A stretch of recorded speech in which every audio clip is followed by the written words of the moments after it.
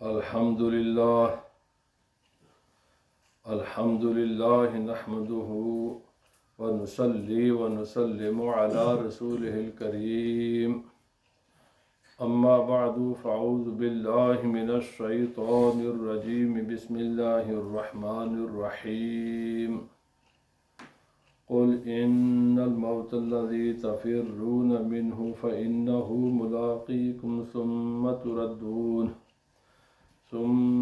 تردون إلى عالم الغيب والشهادة فينبئكم بما كنتم تعملون صدق الله العظيم ان الله وملائكته يصلون على النبي يا أيها الذين آمنوا صلوا عليه وسلموا تسليما اللهم صل على سيدنا ومولانا محمد وعلى آله وأصحابه سيدنا ومولانا محمد وبارك وسلم عليه الصلاة والسلام عليك يا سيدي يا رسول الله وعلى آلك وأصحابك يا سيدي يا حبيب الله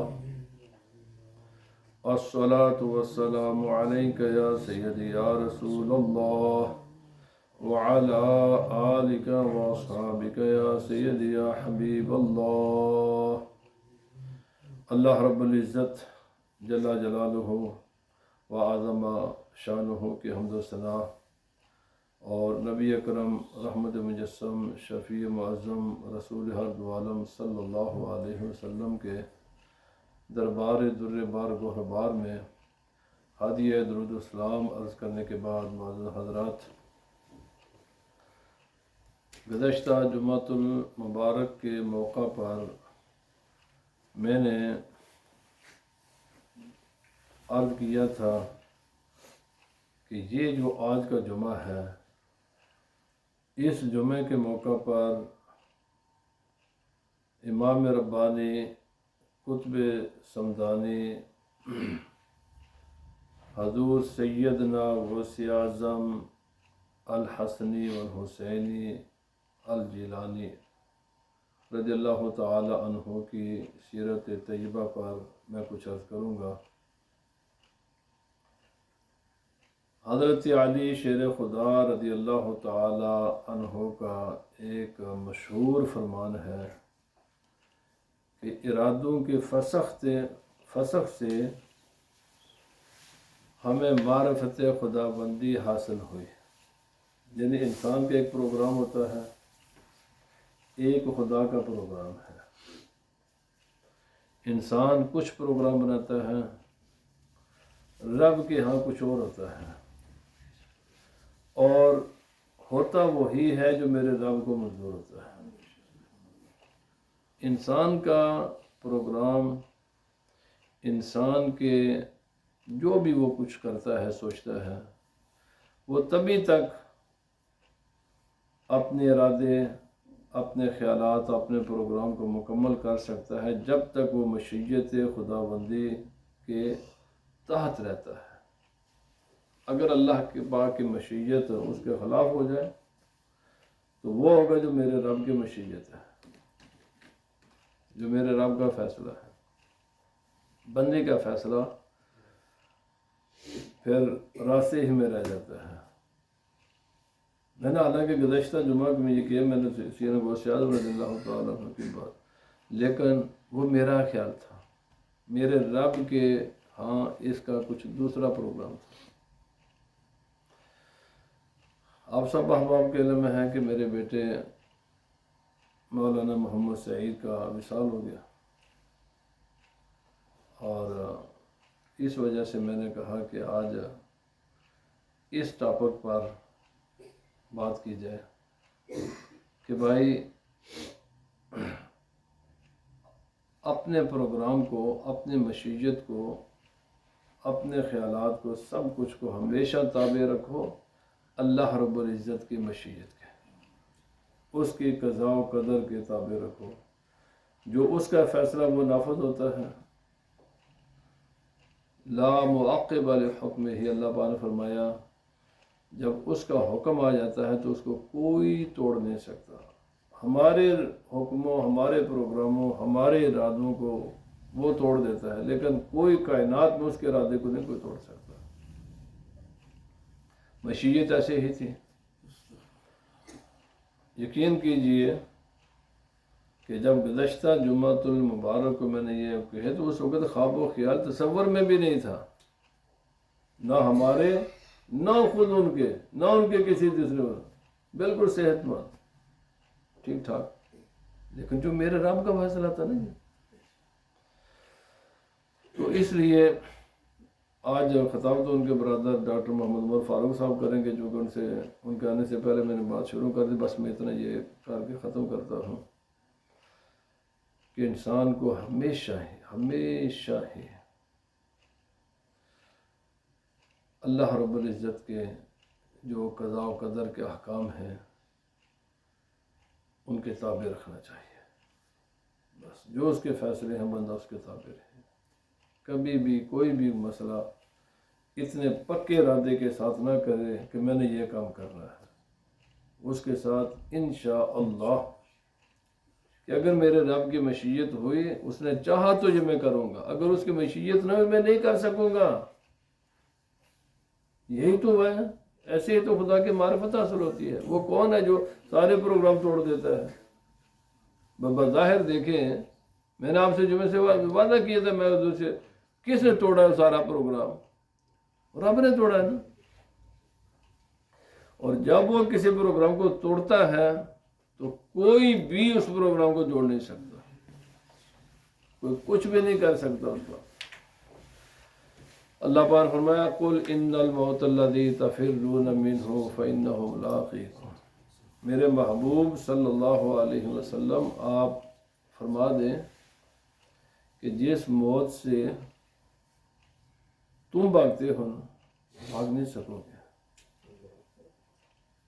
وہ تمہیں مل کر رہے گی، تمہارے ساتھ ملاقات ہوگی اس کی. ثم تردون، پھر تم لٹائے جاؤ گے اس ذات کی بارگاہ میں جو تمہارے ظاہر کو بھی جانتی ہے، تمہارے باطن کو بھی جانتی ہے.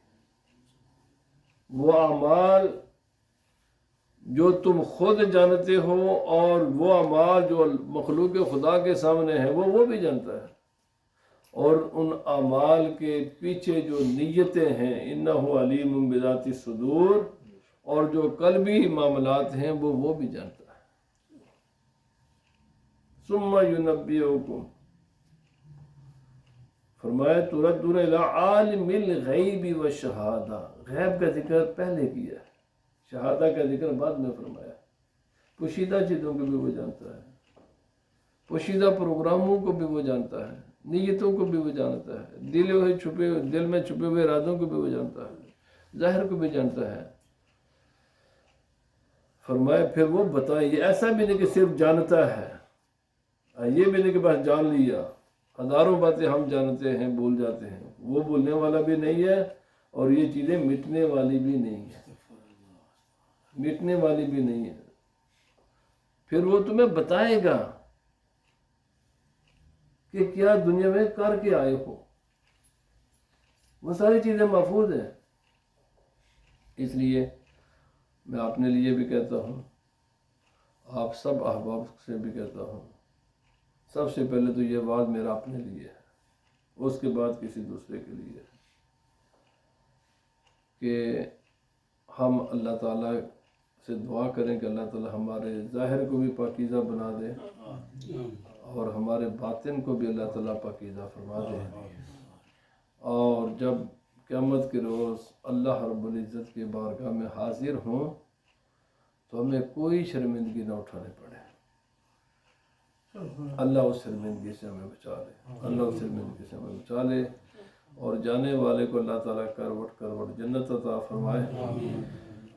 دنیا کی زندگی عارضی ہے، بس اسی کو یہی ایک عارضی سمجھ کر ہی گزارنے چاہیے اس کو. اللہ پاک ہمیں عمل کی توفیق عطا فرمائے. ڈاکٹر محمد فاروق صاحب تشریف.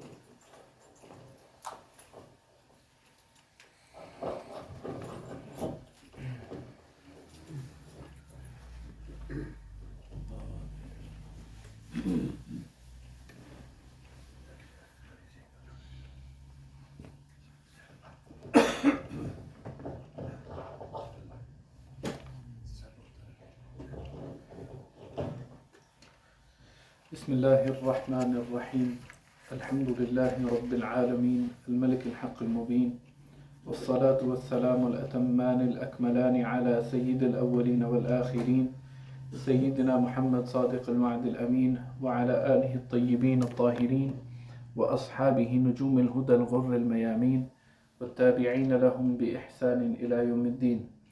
اللهم افتح علينا حكمتك وانشر علينا رحمتك. اللهم انفعنا بما علمتنا وعلمنا ما ينفعنا وزدنا علما وعملا وفقها في الدين يا رب العالمين. اللهم وسع مدارك عقولنا للفهم عنك يا أكرم الأكرمين. اللهم اجمعنا عليك وفرقنا عليك ولا تجعل حوائجنا إلا إليك. اللهم إنا نسألك التوفيق في البدء والختام والإخلاص في القول والعمل. وصلى الله على سيدنا ومولانا محمد عبدك ورسولك النبي الأمي وعلى آله وصحبه وسلم.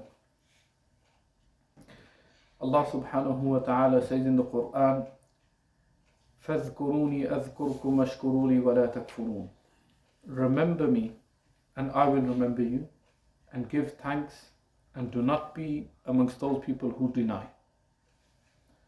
Allah subhanahu wa ta'ala commands mankind, humankind and jinnkind, both to be in a state of remembrance of Allah subhanahu wa ta'ala. In the verse immediately after that, Allah subhanahu wa ta'ala says, يَا أَيُّهَا الَّذِينَ آمَنُوا اسْتَعِينُوا بِالصَّبْرِ وَالصَّلَاةِ إِنَّ اللَّهَ مَعَ الصَّابِرِينَ. O you who have Iman, seek help and assistance with what? With salah and with sabr, with patience. إِنَّ اللَّهَ مَعَ الصَّابِرِينَ. Indeed, Allah is with the ones who have sabr. And a few verses after that, Allah subhanahu wa ta'ala says, وَبَشِّرِ الَّذِينَ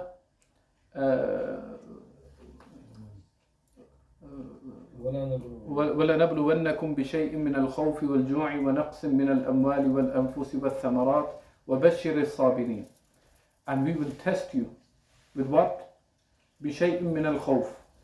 Something from fear, something which is fearful. وَالْجُوعِ, and hunger. وَنَقْصٍ مِّنَ الْأَمْوَالِ وَالْأَنفُسِ وَالثَّمَرَاتِ, and deficiency in wealth, deficiency in life, and deficiency in fruits, in your sustenance. And when Allah subhanahu wa ta'ala gives us this pre-warning that He will test us, what does He end the verse with? وَبَشِّرِ الصَّابِرِينَ. And give glad tidings to those people who maintain sabr. And how did He describe these people? What's the description of the sabirun? He says, الَّذِينَ إِذَا أَصَابَتْهُمْ مُصِيبَةٌ قَالُوا إِنَّا لِلَّهِ وَإِنَّا إِلَيْهِ رَاجِعُونَ. And they are those people who, when they are afflicted with some sort of affliction, they say, indeed we are for Allah, and indeed we return to Allah subhanahu wa ta'ala. Meaning these are people of remembrance of Allah subhanahu wa ta'ala. The purpose of this introduction from the Quran is to first and foremost set our minds to understand how we should be in this situation as we lose our very, very dear and beloved brother Maulana Muhammad Sa'id. Loss is something very, very difficult, something very, very difficult to deal with. Very difficult. It's very hard to understand it sometimes. Sometimes you just sit and you try to think, could I have done more? Could I have been there more present? Maybe I could have done something. Maybe I could have done some sort of intervention which could have helped him. Right? But the truth of the matter is that death is something which invigorates the mu'min. Death is something which invigorates the mu'min, wakes up the mu'min, it shakes the mu'min. The one who believes in Allah and the Prophet sallallahu alaihi wasallam, when he sees death, when he experiences death, when he feels death, such a person does not stay dormant, does not stay asleep, but wakes up and comes out of his state of ghafla, of neglect, and remembers Allah subhanahu wa ta'ala and his Prophet sallallahu alaihi wasallam. And when we turn to our beloved Messenger sallallahu alaihi wasallam and we read the ahadith, there is one in particular which gives every single mu'min hope. It gives every single mu'min sabr. It gives every single Muslim happiness, in fact. And that is the Prophet sallallahu alaihi wasallam said, Tuhfatul mu'mini al-maut. The gift of the believer is death. The gift of the one who truly believes in Allah, in His messengers, in His books, in the last day, and in Qadr, for that person, death is in fact a gift. That is a gift for such a person, because now the eternal bliss begins. Our tears that we shed, our sadness and grief that we have is only for one reason. It's only for one reason. And that is that Allah subhanahu wa ta'ala has put a veil between us and the people who have left this dunya. If Allah lifted this veil from us and we would see such people who have left this dunya, and we would see the happiness that they are living in, for those people who have lived a life of belief in Allah, have lived a life praying their salawat, have lived a life fasting and giving zakat and performing all of their rites, and such people, if those veils in front of our eyes were lifted and we would be able to observe these people in barzakh, not one of us would be shedding a tear out of sadness. Not one of us would. But Allah subhanahu wa ta'ala has purposefully put this veil in front of us. Brothers, death is an inevitability. Although of course it hurts more when the person is young, it hurts more when the person is close to you. But death is an inevitability. However, woe be to the one who faces death, who sees death and does not change his condition. That person must be the most disgraced and shameful and unfortunate person, a very, very unfortunate person who experiences death, who sees death and does not change his condition. And what do I mean by changing his condition? There's only one thing, and that is to turn to Allah subhanahu wa ta'ala. To be in complete submission to Allah subhanahu wa ta'ala. Even now, many of us were very close to Maulana Sa'id, weren't we? He is my brother. This is his father, his family is here. Many of you spent time knowing him, sitting with him. But we must submit to Allah subhanahu wa ta'ala. We must submit to the qada and qadr of Allah subhanahu wa ta'ala. Allah has willed. Allah has willed.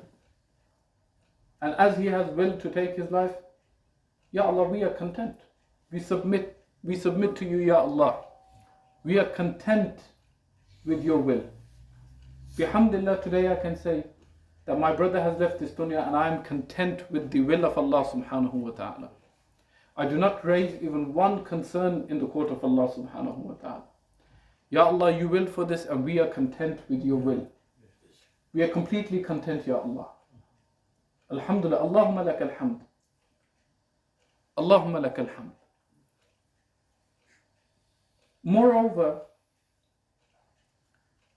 we, looking at the life of Maulana Sa'id, I want to spend some time just touching on some aspects of his life for the people who didn't know him too well. From a very tender age, he just loved the environment of masajid. In fact, you can say that most of his life, rather than home, he spent in the masjid. I think from the age of 11, if not younger, till about 23, 24, most of his life was spent in masajid. Maulana Sadi, my other brother, and him, they would go to the masjid. And I remember in summer holidays, when there would be a break from school or college, they would leave after Fajr. They would be there till 11, 12, come home, eat, and from Zohar all the way till Isha, meaning the whole day they were in the mosque. They would be in the masjid, and those were the days we would study under our beloved teacher Muftiyar. May Allah preserve him and grant him a long life, inshallah, and Shaykh Asrar and all of these other ulama. And that was how he spent his life. He spent his life in the Messiah. He loved it. He had a natural affinity to the masjid. It wasn't a burden on him. You know, like some people, you tell them go to the masjid and it's a burden for them. For him it was home.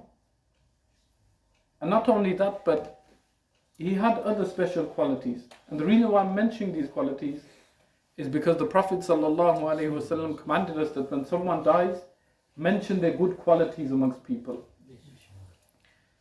Another very good quality of him is that he was extremely, what we say in Arabic and in Urdu and other languages, sakhawa. He was sakhi. His pocket did not know an end. Even though he probably didn't have the best job, even though he wasn't, wealthy, he lived a very humble life. If you would ask him for something, I asked him. I was a younger brother. I would ask him. He would never say no. I remember once I was living in Latvia, and I was there for university at the time, and I wanted to surprise my parents and just come back to the country. I didn't have money. I was a student. My whole money was rent and food, and there was nothing else in my pocket. And I remember I went to so many different people asking, can I borrow 100, 200 pounds, 300 pounds? Everyone said no except Sa'id. And, everyone must have had their own financial issues. But he didn't say no. He just sent the money, I booked the ticket, and I was there. For many years, he would take me around. He would help me in my education. He drove me to wherever I had to go. And additionally, many people don't know this. For example, I run a publishing house, Darul Imam Yusuf and Abhani in Beirut. One of our first books was printed through Said's money. Said the Moulaana Sahib gave money there. He gave that money without thinking. He just said, is it for the deen? Yes, here. He did not even think. His sakhawa, his generosity was immense. Immense. Many people after his passing, we are hearing stories that we didn't even know Sayyid had a connection and gave to these people as well. We just didn't know. Another great quality of Maulana Sa'id was that he loved reciting the Quran. He loved reciting the Quran. In fact, most of his time, probably most of his life, he spent trying to perfect every single letter of the Quran. When he would recite the Quran, he would put so much attention to ensure that he doesn't even make the smallest mistake in pronouncing a letter of the Quran. In fact, my recitation of the Quran, I recite the way I do because I studied under him. He taught me how to read the Quran. He corrected my tajweed and he corrected many mistakes that I would make. He loved the Quran. He was a person of the Quran. And the best, the Prophet ﷺ said, خَيْرُكُمْ مَنْ تَعَلَّمَ الْقُرْآنِ خَيْرُكُمْ مَنْ تَعَلَّمَ الْقُرْآنِ وَعَلَّمَهُ. The best of you are those who study the Quran and teach it. And this was the life of Maulana Sa'id. He lived his whole life either studying the Quran or teaching it. Many of his students were present in the janazah yesterday who have either memorized the Quran or recited the Quran to him or perfected their recitation. But above all of these qualities, there was one quality of Maulana Sa'id which we can set aside, and in fact, one of the things you can identify him by. And that was his love for the Prophet ﷺ. He had immense love for the Prophet ﷺ. He had so much love for the Prophet ﷺ that he memorized, him and my brother Maulana Sahib, they memorized Hadaik-e-Bakhshish. Anyone who knows, this is a large book of poetry in the Urdu language written by Imam Ahmad Khan Barelvi, all in praise of the Prophet ﷺ. Both of them memorized it because he loved the Prophet ﷺ too much. You would be driving in the car with him, he would just be reciting different verses of poetry, he'd be explaining them to you, he would focus on particular words, he loved the Prophet ﷺ, and he lived his life by that love.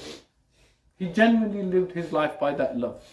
Meaning the only thing which motivated him, you could offer him thousands of pounds, it wouldn't motivate him.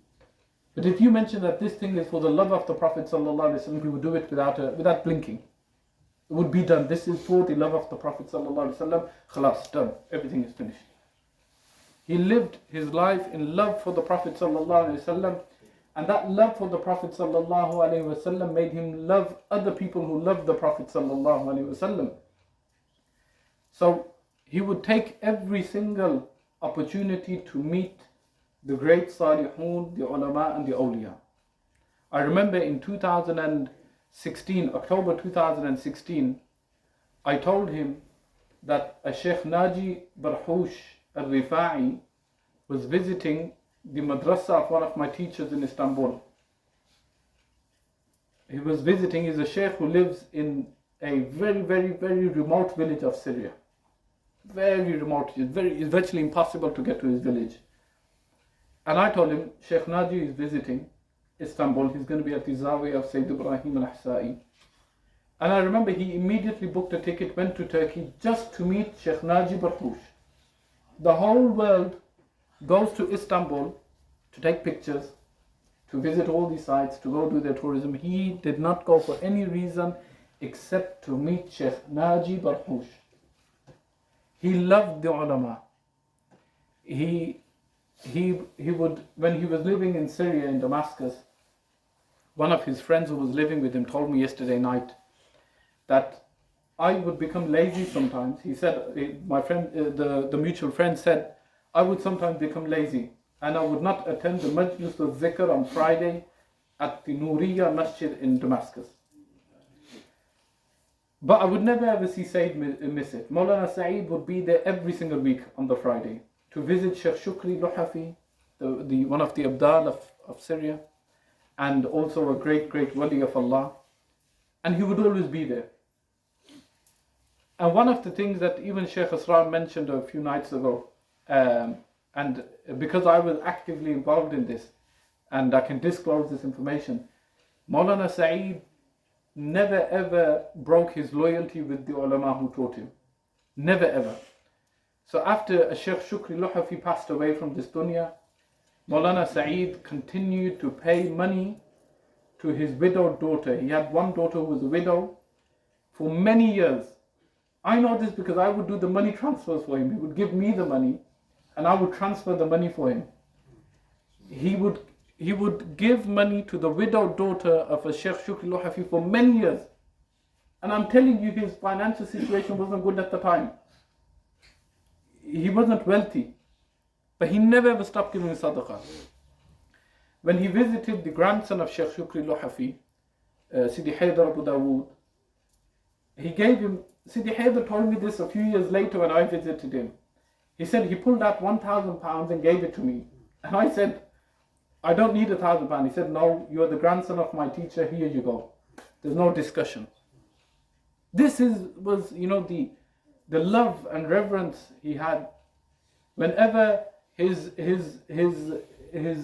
teacher Mufti Khadim Hussain Rizvi would call, he would be there at any cost. If it meant paying thousands, Maulana Sa'id a witness for this. He caught the flights with him. Even if the ticket to Pakistan would cost thousands of pounds, he wouldn't even think twice. My brothers, I conclude this short message. Yes, it's difficult for all of us. It's difficult for all of us. But remember that the more sabr we have on the passing of our brother Maulana Muhammad Sa'id, the more reward we will get and the more reward that he will get. And again, Alal I'lan, making an announcement to everyone that we, the family of Maulana Muhammad Sa'id, we are completely content with the will of Allah subhanahu wa ta'ala. Completely. We submit to the will of Allah subhanahu wa ta'ala, the qada and qadr of Allah subhanahu wa ta'ala. And lastly, I would like everyone to recite after Durood Sharif, Surah Al-Fatiha, 3 times Qul, and send the reward to the soul of Maulana Muhammad Sa'id. And inshallah, after the Salatul Jum'ah, we will make a collective dua for his forgiveness, inshallah. Everyone recite Fatiha.